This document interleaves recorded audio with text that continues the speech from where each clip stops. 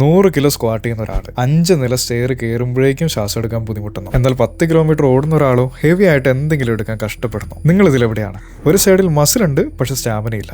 മറ്റൊരു സൈഡിൽ സ്റ്റാമിന ഉണ്ട്, പക്ഷെ സ്ട്രെങ്ത് ഇല്ല. ഇതാണ് നമ്മളെല്ലാവരും ഫേസ് ചെയ്യുന്ന പ്രോബ്ലം. സ്ട്രോങ് ആണ്, പക്ഷെ ഫിറ്റ് അല്ല. ലീനാണ്, പക്ഷെ വീക്കാണ്. അപ്പോൾ ഇതിന്റെ സൊല്യൂഷൻ എന്താണ്?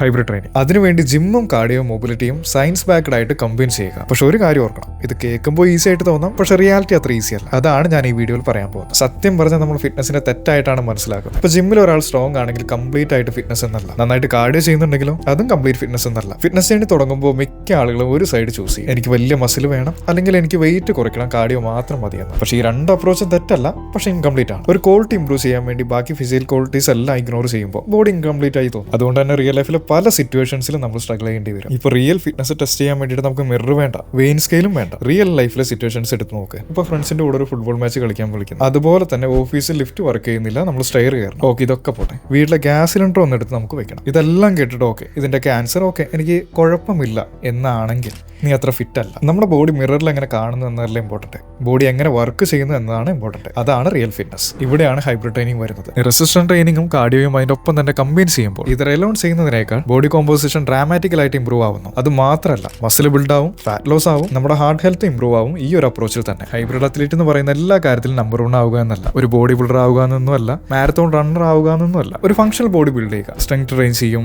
കാർഡിയോ ഇംപ്രൂവ് ചെയ്യും, മൊബിലിറ്റി മെയിൻറ്റെയിൻ ചെയ്യും. സിമ്പിൾ. ഇത് 3 കമ്പൈൻ ചെയ്യുമ്പോൾ നീ സ്ട്രോങ് ആവും, കേപ്പബിൾ ആവും. ജിമ്മിൽ മാത്രമല്ല, അതിന്റെ റിയൽ ലൈഫിൽ കോൺഫിഡന്റ് ആയിട്ട് മൂവ് ചെയ്യാനും ഇത് ഹെൽപ്പ് ചെയ്യും. ഹൈബ്രിഡ് ട്രെയിനിങ് എന്നത് ഒരു കോംപ്ലിക്കേറ്റഡ് ആയ കാര്യമൊന്നുമല്ല, സിമ്പിൾ സ്ട്രക്ചർ മതി. വീക്കിൽ 3-4 തവണ സ്ട്രെങ്ത് വർക്കൗട്ട്. അതുപോലെ തന്നെ കോമ്പൗണ്ട് എക്സസൈസിന് പ്രയോറിറ്റി കൊടുക്കുക. സ്ക്വാട്ട് ചെയ്യാം, പുഷ്, പുള്ള്, ഹിഞ്ച്, ക്യാരി. അതിനൊപ്പം തന്നെ പ്രോഗ്രസീവ് ഓവർലോഡ് ഫോളോ ചെയ്യുക. പിന്നെ വീക്കിൽ 2-3 ദിവസം കാർഡിയോ. മെജോറിറ്റി ഈസി പേസിൽ ഇൻക്ലൈൻ വാക്കിംഗ് ചെയ്യാം, സൈക്ലിംഗ് ചെയ്യാം, ഈസി ജോഗിംഗ്, ഒരു 40 to 60 മിനിറ്റ്സ്. പിന്നെ ഒരു ഡേ ഹൈ ഇന്റൻസിറ്റി സ്പ്രിന്റിന് കൊടുക്കുക, ഒരു 15 to 20 മിനിറ്റ്സ് മാക്സിമം. പറ്റിയാൽ കാർഡിയോയും സ്ട്രെങ്ത് ട്രെയിനിങ്ങും സെപ്പറേറ്റ് സെഷനിൽ ചെയ്യാൻ നോക്കുക. സെയിം സെഷനിൽ തന്നെയാണെങ്കിൽ വെയിറ്റ് ഫസ്റ്റ്, കാർഡിയോ പിന്നെ. അതുപോലെ തന്നെ daily 10 minutes mobility, hip mobility, shoulder mobility, spine mobility. Separate ആയിട്ടുള്ള സെഷനിൽ ചെയ്യാൻ പറ്റിയാൽ best. Weight first, cardio second. Order important ആണ്, അതുപോലെ കൺസിസ്റ്റൻസി. ഹൈബ്രിഡ് അത്ലീറ്റ് ആവണം എന്ന് പറയുന്നത് ജിമ്മിൽ ഏറ്റവും സ്ട്രോങ് ആകണമെന്നല്ല, റോഡിൽ ഏറ്റവും ഫാസ്റ്റ് ആകണമെന്നല്ല. സിമ്പിൾ ആണ്. സ്ട്രോങ് ആവണം, ഹെൽത്തി ആവണം, അത്ലറ്റിക്. ഫോട്ടോയിൽ മാത്രം ഇംപ്രസീവ് ആവുന്നതല്ല ഫിറ്റ്നസ്. റിയൽ ഫിറ്റ്നസ് എന്നത് നമ്മുടെ ജിമ്മിൽ എത്ര വെയിറ്റ് ലിഫ്റ്റ് ചെയ്തു എന്നതല്ല, എത്ര കിലോമീറ്റർ ഓടി എന്നതുമല്ല. റിയൽ ഫിറ്റ്നസ് എന്നത്